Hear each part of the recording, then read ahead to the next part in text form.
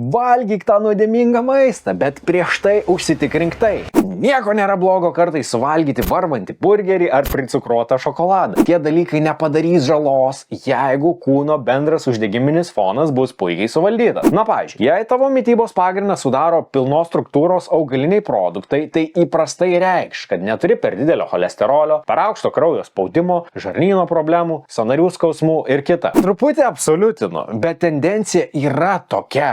Būtų verta siekti raciono iš bent 80% augalinio maisto ir iki 20% gyvulinio. Nes palaikant šį principą, uždegimai kūne ima tiek mažėti, kad retkarčiais užmetus tą cheat meal, kūnas nesureaguoja į degių skysčių į laužą. Minimaliai ką gali padaryti, jei žinai, kad laukia fiesta, prikirsk prieš tai bliūdą salotų. Visai tema uždegiminių gaisrų mažinime, o tikėtina ir nepersivalgysi to kito sveikatai nepalankaus maisto. Kokias mitybos temas norėtum, kad pagrįsčiau mokslu kitose reelsuose? Brūkštel komentare.